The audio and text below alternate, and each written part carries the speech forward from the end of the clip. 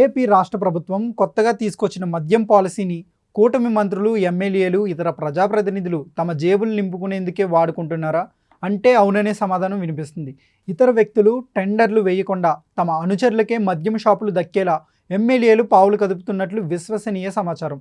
మద్యం షాపుల కేటాయింపుల్లో పేరుకు లాటరీ పద్ధతి పెట్టినా మొత్తం తమవారే దక్కించుకునేలా కూటమి ఎమ్మెల్యేలు, ప్రజాప్రతినిధులు బెదిరింపులకు దిగుతున్నారని సమాచారం. అధికారంలోకి వచ్చిన తర్వాత కూటమి ప్రభుత్వం కొత్త మద్య పాలసీని ప్రకటించింది. అధికారంలోకి వచ్చిన తర్వాత కూటమి ప్రభుత్వం నూతన మద్యం పాలసీని ప్రకటించింది.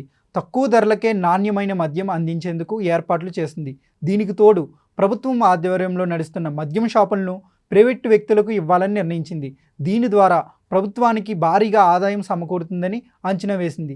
ఇందుకోసం దాదాపుగా రాష్ట్ర వ్యాప్తంగా ఉన్న 3,396 షాపులకు అప్లికేషన్లు ఆహ్వానించింది. ఒక్కో అప్లికేషన్ ధర 2 లక్షలుగా నిర్ణయించింది. లక్కీ డిప్ ద్వారా మద్యం షాపులు కేటాయించనున్నట్లు తెలియజేసింది.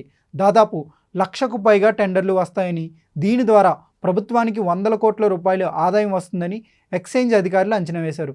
అధికారులు అనుకున్నది ఒక్కటైతే స్థానికంగా జరిగేది మరొకటి.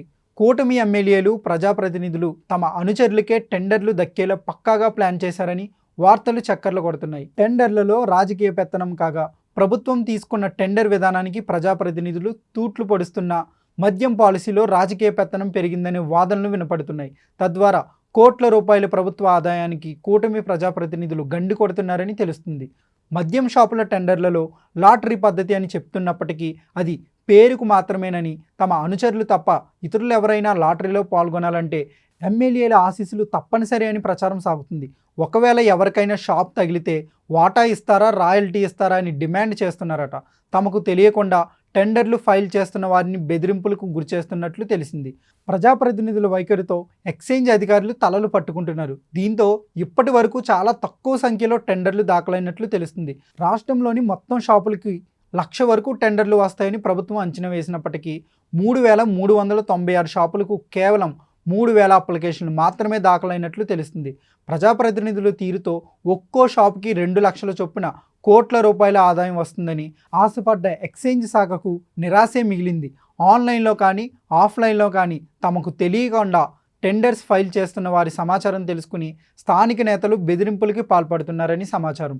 ఎక్సైజ్ శాఖ మంత్రి సొంత జిల్లాలోనే 1:1 టెండర్స్ కూడా దాఖలవని దుస్థితి ఏర్పడిందని పలువురు బహిరంగంగా చెబుతున్నారు. రాష్ట్రంలో అన్ని నియోజకవర్గాల్లోనూ మంత్రులకు అనుచరులుగా ఉన్నవారు, ఎమ్మెల్యేలు, కూటమి అభ్యర్థులుగా పోటీ చేసిన వారు, స్థానిక నాయకులు అంతా ఒక సిండికేట్గా ఏర్పడినట్లు తెలుస్తుంది. అందులో భాగంగా తాము చెప్పిన వారే టెండర్లు వేయాలని, లాటరీలో వారికే షాపులు దక్కాలని హుకుం జారీ చేస్తున్నట్లు తెలుస్తుంది. దీనివల్ల ఎక్సైజ్ శాఖకు పెద్ద ఎత్తున నష్టం వాటిల్లే అవకాశం ఉంది.